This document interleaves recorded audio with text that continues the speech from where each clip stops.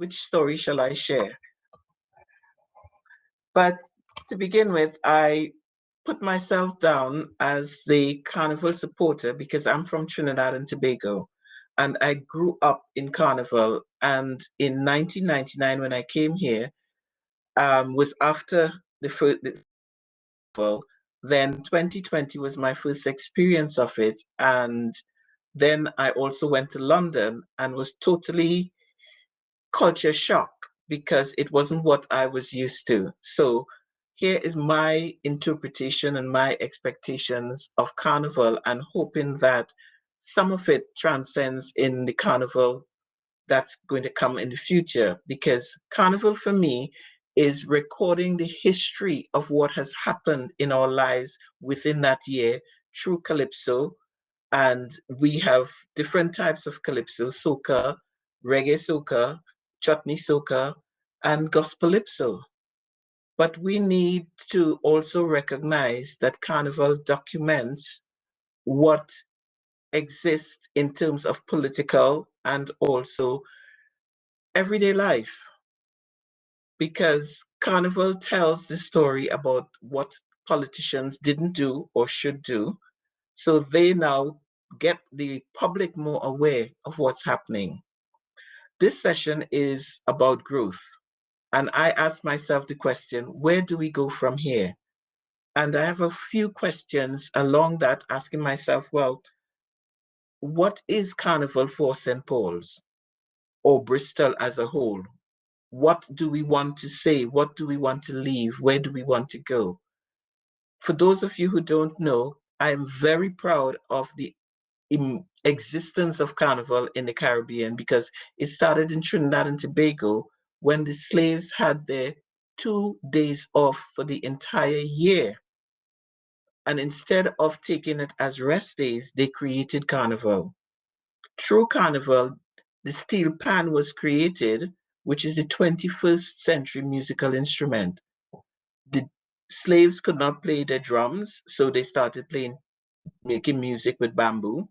And from the bamboo, they went to using the oil drums, which has now become one of the finest instruments in the world for me. I'm a bit biased about that, but I'm proud because out of slavery and the hardship, we have this beautiful festival celebrating the cultures that was intermingled in the island at the time. And still, we are international in that our calypso competition is no longer for Trinidad and Tobago alone. All the islands participate in it.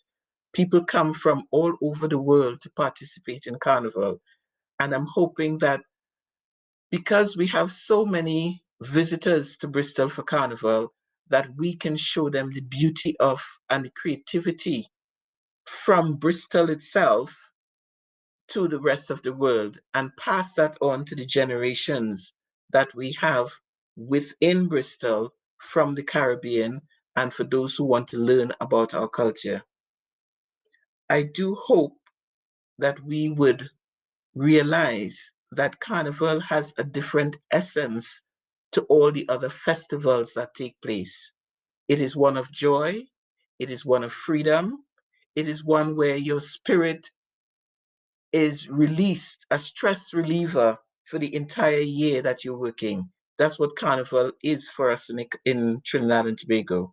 So I hope we can also create that atmosphere in Bristol for other people to enjoy and know that the joy and the freedom from Carnival is to help you pass on that connection, because with Carnival, we can build bonds and share our stories in different ways through creativity, through the costumes, through the music. And that is what I really, really would like to see grow from St. Paul's Carnival. Any questions along the way? Because I love soca music, and hopefully we can have a total soca party in Bristol in an open field so people can just move to the music. The other questions that I have for us in terms of growth for Carnival is what do we want to grow with our carnival? Is it the skills? Is it a new wave that we love to create our own existence through carnival and give new life to Bristol that every community is involved? Do we have a vision of where we are, where we'd like to go, and what we'd like to leave for the future? Because carnival is creativity, carnival is employment, carnival is education, and carnival is life because it talks about life.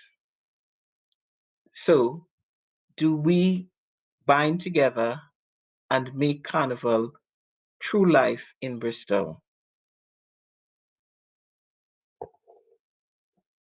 Thank you.